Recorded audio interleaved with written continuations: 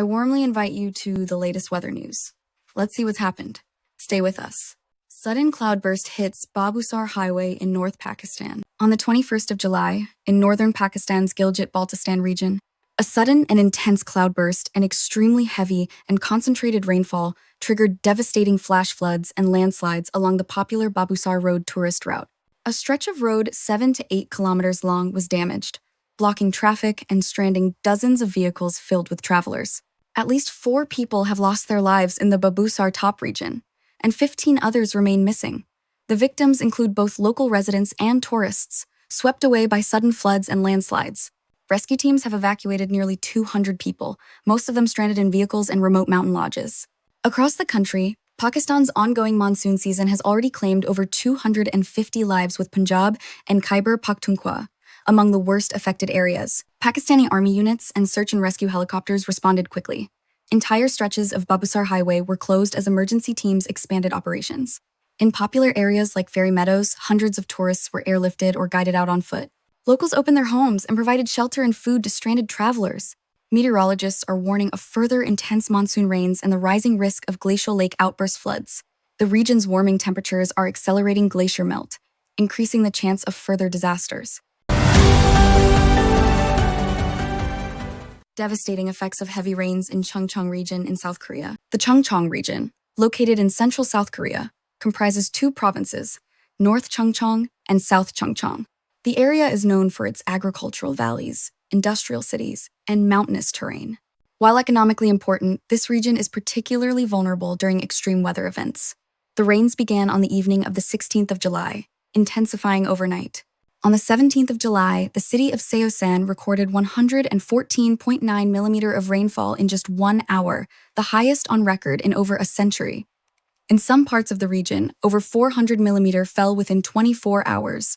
Days of relentless rainfall culminated in massive flooding and mudslides between the 20th of July and 21, causing widespread destruction.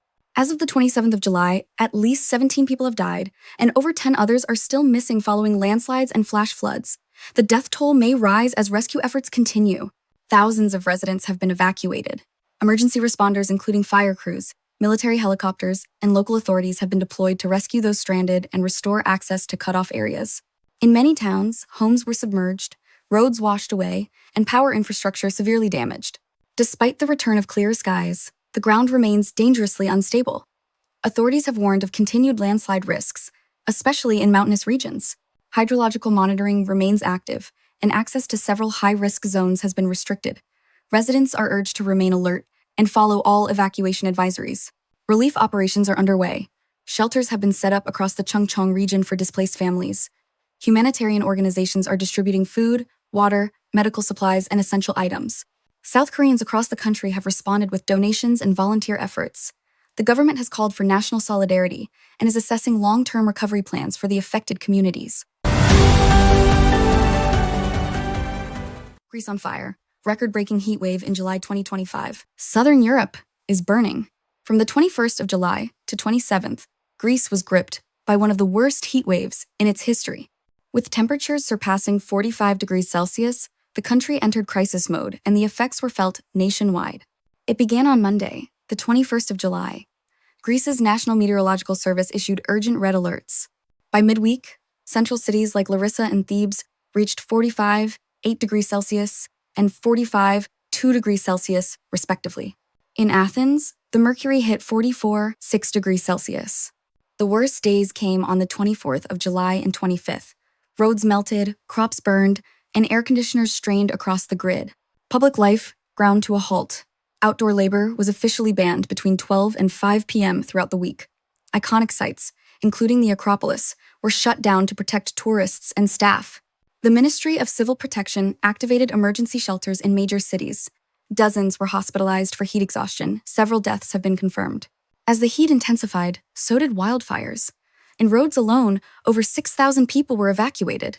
Firefighters from Germany, Italy, and France joined Greek crews to contain more than 80 active fire zones.